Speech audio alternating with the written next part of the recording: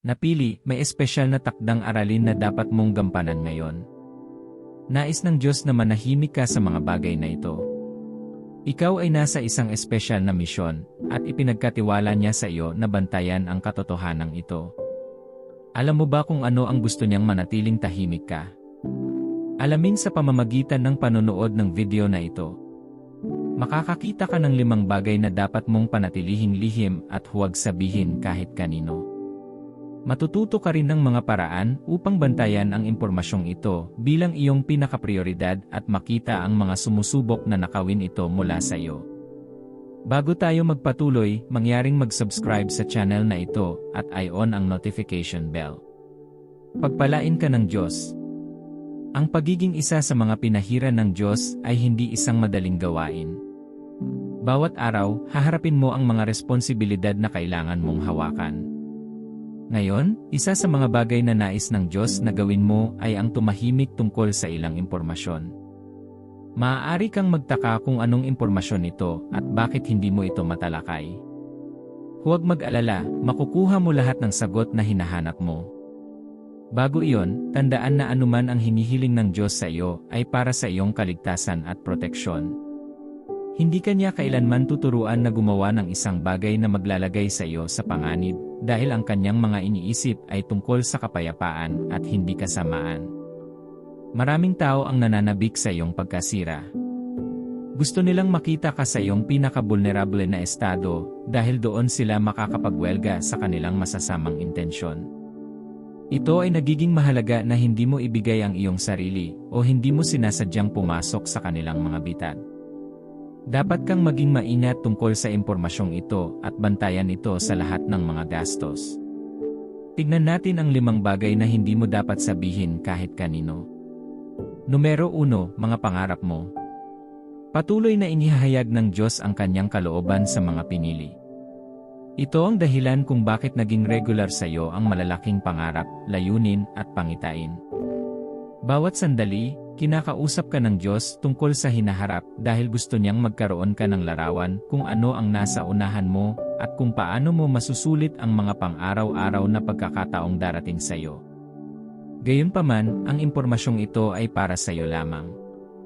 Hindi dapat malaman ng iyong pamilya, mga kaibigan, o ng buong mundo, kahit hindi hanggang sa mangyari ito. Ang mga pangarap na ipinapakita sa iyo ng Diyos, ang mga layunin na nais mong makamit, ay hindi para sa mata ng publiko, lalo na kung ito ay mga pangarap at layunin lamang. Ang iyong mga pangarap ay napaaga at marupok sa yugtong ito at maaaring mabilis na ipagpaliban ng panlabas na presyon. Maaaring naging masigasig ka tungkol sa pagkamit ng iyong mga layunin, ngunit kapag sinabi mo sa isang tao, maaari nilang panghinaan ng loob o sabihin ang isang salita na pumapatay sa gutom at hilig na mayroon ka bago ito ihayag. Maraming tao ang makitid ang pag-iisip, kaya hindi nila makita ang malaking larawan na sinusubukan mong ipinta sa pamamagitan ng pagsasabi ng iyong mga pangarap dahil hindi sila pinili. Sa ibang mga pagkakataon, maaaring pinapakita nila ang kanilang mga takot sa iyo. Narito ang problema, kung pinahahalagahan mo ang kanilang mga opinyon, malamang na maniniwala ka sa sinasabi nila sa iyo tungkol sa iyong mga pangarap at layunin kahit na mali ang mga ito. Ang paglalagay ng tali sa kung ano ang iyong ipinapaalam sa iba ay magiging pinakamahusay, lalo na kapag ito ay may kinalaman sa mga bagay na iyong ginagawa. Protektahan ang mga pangarap na iyon mula sa mga taong hindi lamang gustong pumatay sa kanila, ngunit ipinagkakait din sa iyo ang pagkakataon ng pagpapatupad. Ang ilang mga tao ay hindi nasisiyahan sa iyong tagumpay, kaya isipin na sila ay nakakuha ng kanilang mga kamay sa isa pang malaking bagay na darating sa iyo. Ano sa tingin mo ang mangyayari? Maghahanap sila ng paraan para isabotahe ito. Ang mga taong ito ay hindi pinapayagan ang mga ganitong pagkakataon na dumaan sa kanilang mga kamay, kaya dapat kang mag-ingat. Hindi nag-aksaya ng panahon ang mga kapatid ni Joseph na ibenta siya sa pagkaalipin dahil ayaw nilang ipakita ni Joseph ang kanyang panaginip. Habang sinasabi niya sa kanila ang tungkol sa kanyang mga panaginip, lalo silang kinasusuklaman at hinahamak siya. Nagplano sila na itapon si Jose sa hukay, at nang maglaon, nagpasya silang kumita sa pagbebenta sa kanya sa pagkaalipin. Tulad ni Joseph, dapat mong mapagtanto ang mahirap na katotohanan ito, hindi lahat ay nangangahulugan at nais kang mabuti. Ang ilang mga kaibigan ay mga kaaway na nagbabalat tayo. Wala silang pakialam sa iyo na parang kumikilos sila. Isipin ito, ang mga taong nakipaglaban para saktan si Joseph ay kanyang mga kapatid at hindi isang taong malayo. Dapat sabihin sa iyo ng kanyang kwento ang tungkol sa puso ng mga lalaki at kung ano ang kaya nilang gawin. Ang pagbabahagi ng iyong mga pangarap at layunin ay naglalagay sa kanila sa panganib na ma-abort bago ka magsimula. Tandaan, kung hindi masabi o masubaybayan ng mga tao ang iyong pag-unlad, hindi ka nila maaaring saktan. Alam mo ba na kontrolado mo ang kapangyarihan niyan? Hindi mo sila dapat bigyan ng access sa pamamagitan ng mga salitang binibigkas mo. Kapag may ipinakita sa iyo ang Diyos, gusto kanyang idirekta. Hindi kanya hinihiling na ibahagi ito sa iba.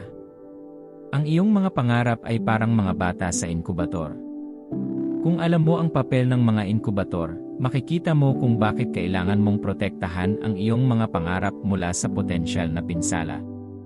Tulad ng mga inkubator na nagbibigay ng isang kalasag, ang iyong katahimikan ay maaaring maprotektahan ang mga layunin at pangitain na iyon hanggang sa sila ay maging malakas at mabisa. Hindi mo dapat pag-usapan ang tungkol sa kanila. Kung dumating ang isang oras na magbago ang iyong isip tungkol sa pagtataguyod ng isang tiyak na layunin o pangarap, hindi mo na kailangang ipaliwanag ito sa maraming tao dahil tahimik ka tungkol dito. Mayroong higit pang mga lihim na hindi mo dapat ibahagi sa iba. Tingnan natin kung ano sila. Pangalawa, ang iyong espiritual na paglago. Ang isa pang bagay na dapat mong ilihim ay ang iyong kaugnayan sa Diyos. Kadalasan, maaari kang maging nasasabik tungkol sa mga bagay na ibinabahagi sa iyo ng Diyos o sa kapayapaang nararamdaman mo na hindi mo mahihintay na sabihin sa isang tao ang tungkol dito. Gaano man katotoo ang iyong nararamdaman, dapat mong matutunang kontrolin ang mga ito. Sa halip, tandaan na ang iyong pakikisama sa Diyos ay isang pribadong bagay. Dapat itong maging personal, hindi kailangang malaman ng lahat ang tungkol dito.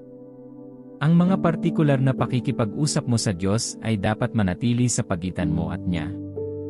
Kung paanong hindi mo maibabahagi sa iba ang mga sensitibong bagay ng iyong kapareha, dapat mo ring pigilan ang pagnanasang ihayag ang iyong kaugnayan sa Diyos. Ingatan ang kabanalan ng iyong relasyon mula sa labas ng mga opinyon at paghatol. Kapag binigyan ka ng Diyos ng tagubilin, huwag mong hayaang sabihin sa iba ang pangangailangang gawing pangkalahatan. Para sa mga pinili, ang tagubilin ng Diyos ay isang paanyaya sa pagtatalaga, isang sagradong gawain na dapat mong itaguyod. Kung sasabihin sa iyo ng Diyos na gawin ang isang bagay, tingnan ito bilang isang palatandaan upang bumuo ng isang mas malakas at mas matalik na relasyon sa Kanya. Ngayon, ang pagpapalagayang loob ay madalas na binuo sa tahimik na mga sandali at hindi kung saan ang isang third party ay kasangkot. Nangangahulugan ito na dapat mong sundin ang hinihingi niya sa iyo ng tahimik. Ngayon, dapat mong suriin ito.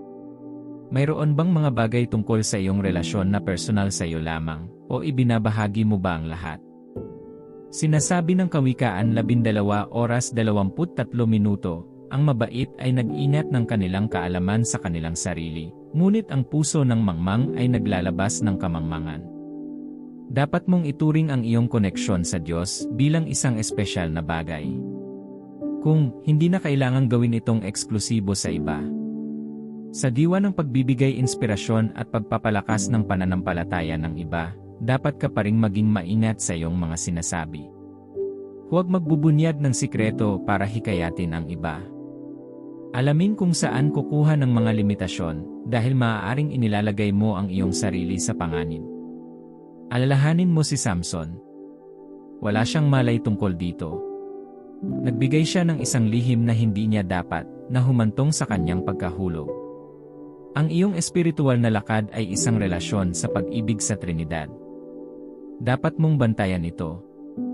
Kung ito ay higit pa sa regular na impormasyon, itago ito sa iyong sarili. Tingnan natin ang iba pang mga bagay na hindi mo dapat pabayaan. Numero ng 3, ang iyong mga pambihirang tagumpay.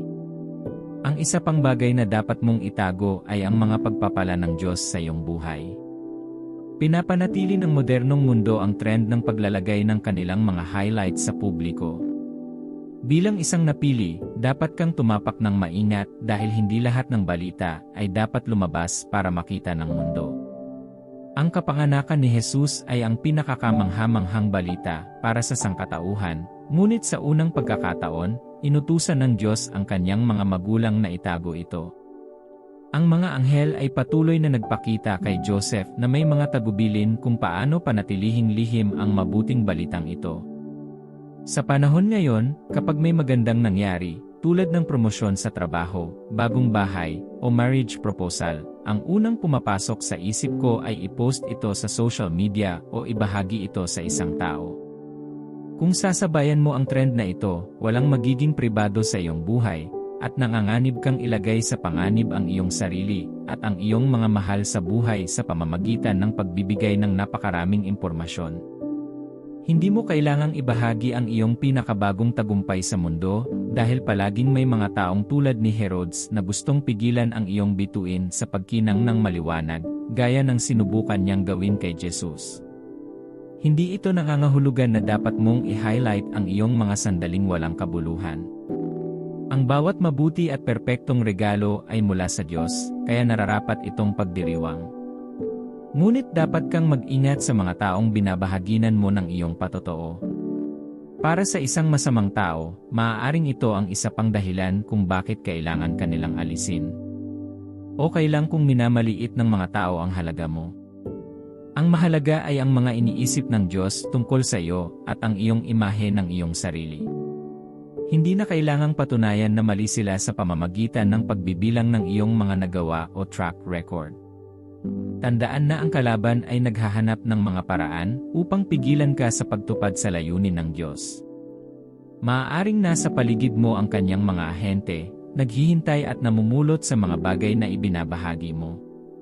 Sinasabi ng Kawikaan 10:14 na minuto, ang pantas ay nag-imbak ng kaalaman, ngunit ang bibig ng mangmang ay nag-aanyaya ng kapahamakan. Kapag hindi mo madaling matukoy ang mga tao sa paligid mo, pinakamahusay na manatiling ligtas sa pamamagitan ng pag-ingat ng impormasyon tungkol sa iyong mga pagpapala. Mas mapayapa at walang alitan ang iyong buhay kapag hindi mo narinig ang mabuting balitang iyon sa pandinig ng marami. Panatilihing sikreto ang iyong pinagmumulan ng kagalakan hanggat maaari, o ibahagi ito sa mga mature na pag-isip na nagmamahal at bumabati sa iyo. Nais ng Diyos na manahimik ka tungkol sa mga bagay na ito dahil mas ligtas ito. Gusto mo bang malaman ang isa pang bagay na dapat mong ilihim? Numero 4, ang iyong mga espiritual na labanan. Kapag nakakaranas ka ng espiritual na pag-atake, ang unang bagay na dapat mong gawin ay limitahan ang mga taong may access sa iyong buhay. Maaari kang magsimula sa pamamagitan ng pagprotekta sa iyong sarili at sa iyong pamilya mula sa mga plano ng kaaway. Dapat mong itago ang mga hindi pagkakaunawaan, kondisyon ng kalusugan, at personal na impormasyon sa iyong sarili habang nagtitiwala ka sa Diyos para sa isang solusyon. Tandaan na ang kalaban ay hindi tumitigil sa paggawa, at ang isa sa mga paraan kung saan siya nagiging sanhi ng pagkasira ay sa pamamagitan ng mga bagay na iyong sinasabi. Ang iyong mga issue sa pamilya ay hindi dapat pampublikong negosyo. Matutong pangasiwaan ang iyong mga hamon sa iyong kapareha at mga kapatid bilang mga kumpidensyal na bagay. Maraming tao ang naghihintay sa iyong pagbagsak. Gusto nilang kumalat ang masamang balitang iyon na parang apoy. Hindi mo dapat bigyan sila ng ganoong impormasyon kahit na sa mga sandali ng kahinaan. Dapat kang makipag-usap sa mga tamang tao kung ang pasanin ay nagiging labis. Karamihan sa mga taong nagbibigay sa iyo ng pakikinig sa mga oras ng hamon ay hindi ginagawa ito dahil nagmamalasakit sila sa iyo. Gusto nilang marinig ang mga sikreto mo, at kapag iniwan ka nila, naghahanap na sila ng susunod na taong magsasabi sa kanila. Tignan natin ang huling bagay na hindi mo dapat sabihin kahit kanino. Numero 5, ang iyong pagbibigay. Dapat ay mulat ka sa iyong paglilingkod sa iba. Kapag inutusan ka ng Diyos na magbigay sa mga tao, ito ay isang karangalan, kaya dapat mong gawin ito ng tahimik.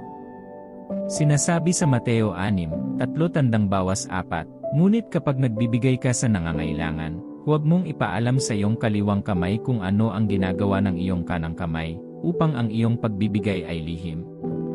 Sekret, gagantimpalaan ka. Hindi na kailangang sabihin sa lahat ang tungkol sa iyong mga gawa ng kabaitan dahil, kapag ginawa mo ito, mayroon ka ng gantimpala. Bilang isang napili, madalas mong makikita ang iyong sarili sa isang posisyon kung saan nakikinig ka at hinihikayat ang iba. Alinmang paraan ang pinahihintulutan ng Diyos na magbigay ka, dapat mong gawin ito nang hindi nakakakuha ng pansin. Nakita ni Jesus ang isang lalaking may ketong. Sa pagpapakumbaba, lumuhod ang lalaki sa harapan ni Jesus at ipinahayag ang kanyang pananampalataya. Pinagaling niya ang lalaki, ngunit sinabihan siyang gumawa ng kakaiba. Sinasabi sa Mateo 8:4, pagkatapos ay sinabi sa kanya ni Jesus, ngunit humayo ka, magpakita ka sa saserdote at ihandog ang kaloob na iniutos ni Moises bilang patotoo sa kanila. Ang kwento ay isang mahusay na aral mula kay Jesus. Kahit na nakita niya ang pangangailangan na manatiling tahimik sa ilang mga oras, dapat mo ring matutunang ilihim ang iyong ginagawa para sa iba. Kaya, ihinto ang pagtawag sa kamera o pagkuha ng mga larawan kapag tinutulungan mo ang mga tao. Hindi mo kailangang i-post ang iyong pagbibigay sa social media para makita ng lahat, maliban kung iba ang itinuro sa iyo ng Diyos, o kailangan mong hikayatin ang mga tao na gawin din ito. Palaging panatilihin ang isang dalisay na motibo. Minsan, baka gusto mong manahimik tungkol sa mga partikular na bagay, ngunit ang mga sitwasyong nahanap mo sa iyong sarili ay nagpapahirap. Ngayong naiintindihan mo na ang mga bagay na hindi mo dapat sabihin kahit kanino, tingnan natin kung paano bantayan ang impormasyong ibinabahagi mo. Numero 1, mga hangganan ng lugar. Ang paglalagay ng mga hangganan ay kapag natutunan mong magplano at kontrolin kung ano ang tamang pag-usapan at kung ano ang hindi. Sinasabi sa 1 Corinthians 10:23, may karapatan akong gawin ang anumang bagay, sabi mo, ngunit hindi lahat ay kapaki-pakinabang. May karapatan akong gumawa ng anuman, pero hindi lahat ay nakabubuti. Minsan ang impormasyon ay hindi mali na ibahagi, ngunit maaaring hindi ito isang kinakailangang aksyon. Dapat kang maglagay ng isang malusog na hangganan sa iyong mga pag-uusap. Dapat kang magsanay ng paghuhusga sa iyong mga tugon sa mga partikular na tanong. Laging mas mahusay na iproseso ang iyong mga iniisip bago magbigay ng tugon. Dapat lagi mong alam ang mga lugar na komportable kang pag-usapan upang maiwasan ang pressure na ibunyag ang mga pribadong bagay. Kapag tinanong, dapat mong tiyakin na hindi ka sumusuway sa Diyos sa pamamagitan ng iyong mga tugon. Habang ang iyong mga pangarap ay hindi pa nakikita, tumahimik tungkol sa mga ito. Ang kawalan ng pagpapasya ni Joseph ay humantong sa isang kakilakilabot na karanasan sa kanyang mga kapatid. Hindi siya nag-iingat upang makita na ang mga panaginip na sinabi niya ay nagdulot ng hindi pagkagusto sa kanya ng kanyang mga kapatid. Naisip mo ba kung paano maaaring naiiba ang mga bagay kung si Joseph ay maingat tungkol sa kanyang mga panaginip? Tulad ni Joseph, maaari kang umaakit ng puot o nagbubukas ng mga pinto para sa maling atensyon sa pamamagitan ng mga bagay na ibinabahagi mo. Matutong kontrolin yon sa pamamagitan ng paglilimita sa dapat o hindi dapat pag-usapan. Huwag mag-sputter. Palaging tiyakin na ang iyong mga tugon ay pinag-isipang mabuti.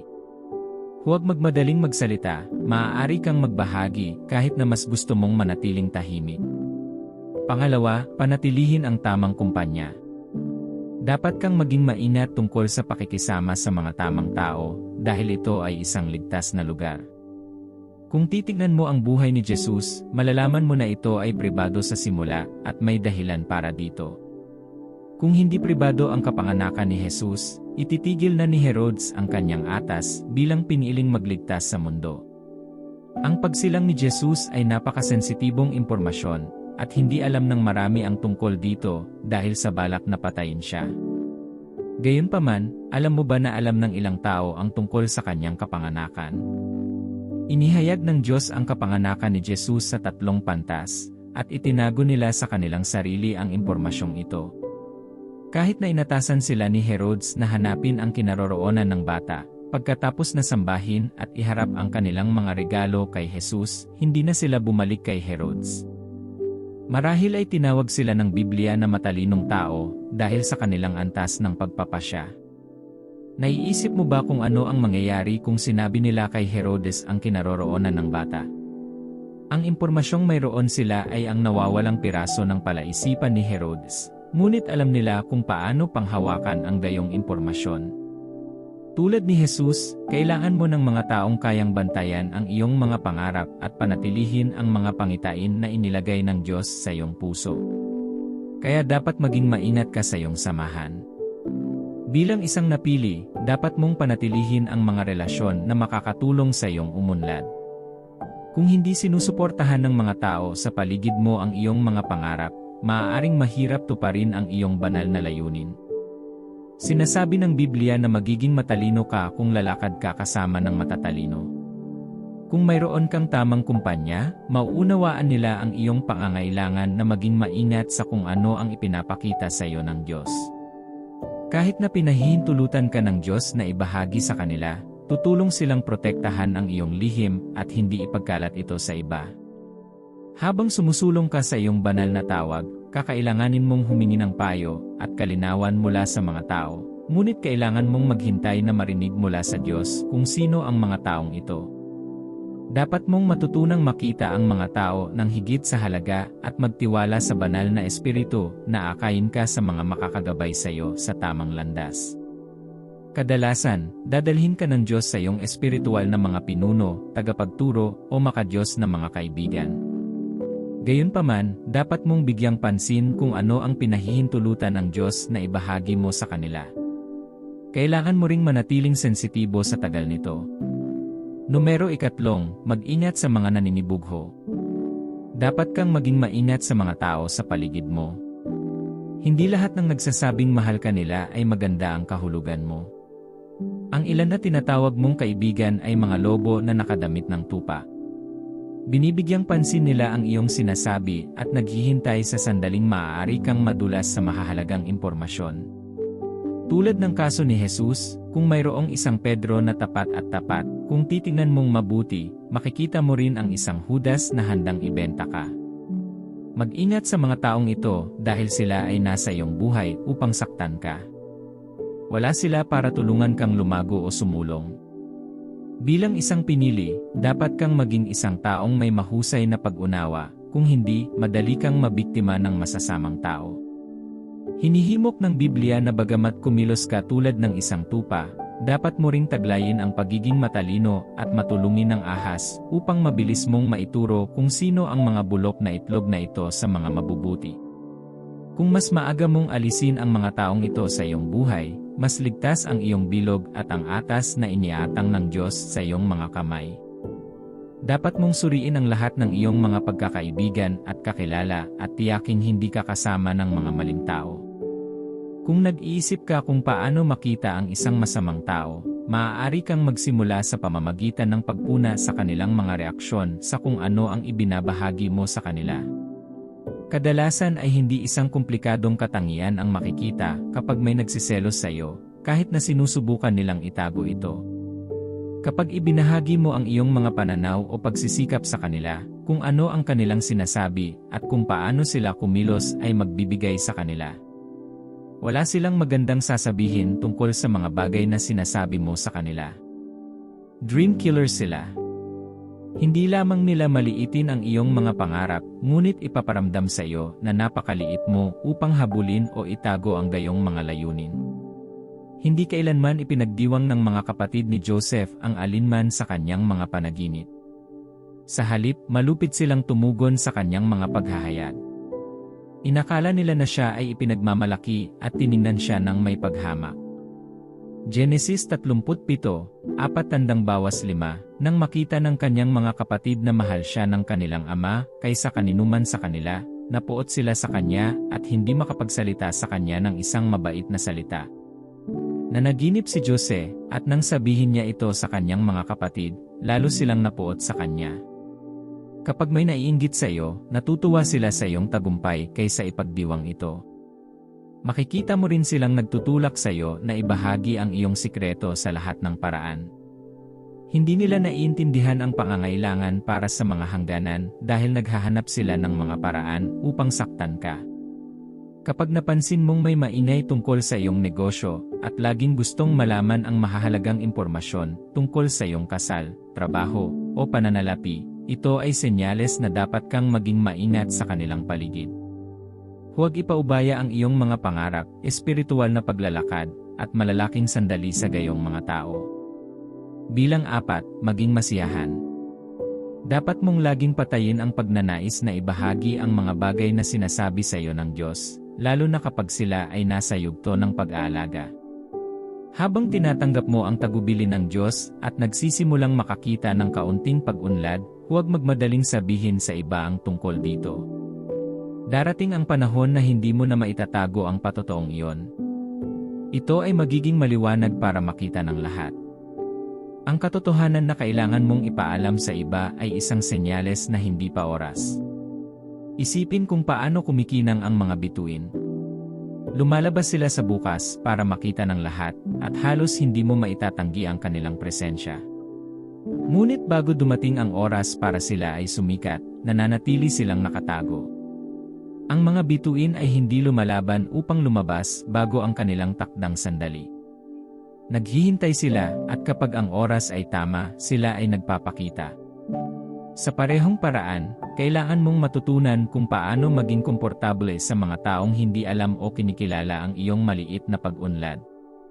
Ang paglalagay ng pundasyon para sa isang bahay ay ilang antas ng pag-unlad sa gusali, gayunpaman, bihirang makita ng mga tao ang bahaging ito.